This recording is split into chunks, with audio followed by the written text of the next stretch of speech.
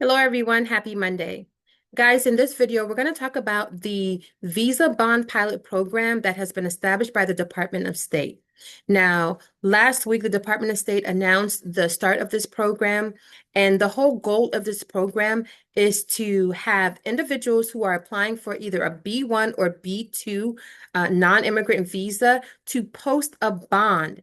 And so the purpose of this posting a bond for certain countries for the B1, B2 visa applicants is to prevent individuals from overstaying in the United States when they come to visit. Now, as I've stated, this visa bond program currently applies only to B1 and B2 visa applicants.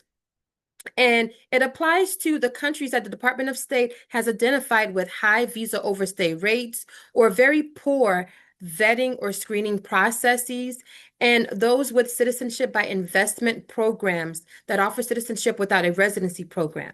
Now, as of right now, there's only two countries Department of State has announced as being subject to this visa bond program, and that is Malawi and Zambia. Now, the effective date of this visa bond program is August 20th, 2025. It's a 12-month program. And so it will run from August 20th, 2025 to August 5th, 2026. Now, it is subject to having more countries added to the list. So be on the lookout for that.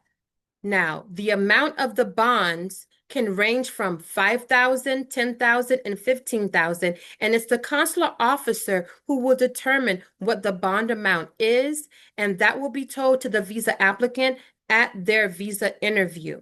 Also, guys, there may be a non-refundable integrity fee, and that is supposed to cover the enforcement and administrative costs of this new bond pilot program. Here are some additional things that you need to know. As I've shared with you, the consular officer is the one that will determine whether an applicant will be subject to the program, and they will inform the applicant during the interview, the visa interview.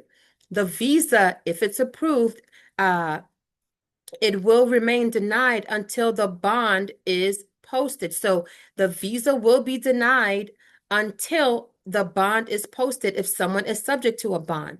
In addition, the full bond amount, whatever that dollar amount may be, will be refunded if the visa holder applicant leaves the United States before the period of stay expires. If the person overstays, the entire bond amount will be forfeited. Another thing to note, that the visa issued under the program will be for a single entry, valid for 3 months, and the period of authorized admission into the United States may be limited to 30 days by Custom and Border Protection officers at the port of entry. Also important to note, travelers who are subject to this program will be required to use certain airports to enter the United States and to depart from the United States. And as of right now, those airports are Boston Logan International Airport, John F. Kennedy International Airport, and also Washington Dulles International Airport. Now, the specific terms of individual visa bonds, those will be stated on the ICE form I-352. I'll try to post an image of that and leave it in the description box.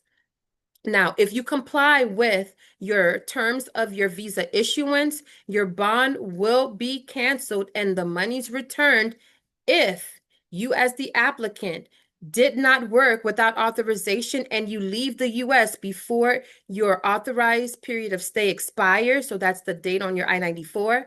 If you, the applicant, you timely apply for an extension or change of status and you comply with the new status and you leave before the I-94 expires for the new status, if you, the applicant, if you did not or do not travel to the US after the visa is issued and you post the bond, you'll get your bond monies back. If you, the applicant, if you were ultimately, or your visa was ultimately denied after you posted the bond, you will get your money back in that instance as well. And if you, the applicant, you travel to the United States, but CBP does not grant you entry, your bond amount will also be refunded under those circumstances. Now, your bond will be forfeited, meaning you lose your money if you violate the term of your non-immigrant visa status, if you file an unexcused or untimely change or extension of status, if you remain in the United States past your period of authorized stay on your I-94, if you timely apply for a change or extension of status, but it is denied and you fail to leave the US within 10 days of that denial, you will also lose your bond amount. We can see from everything I've just shared with you, this program is definitely going to have an effect of having increased workloads for those at the consular office, which means it's going to push back certainly applications for non-immigrant visas and other immigrant visas being approved.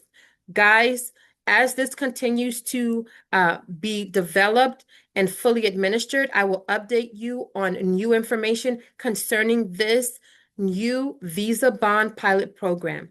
Thank you so much. Be safe, be well, and I will see you in the next video. Bye-bye.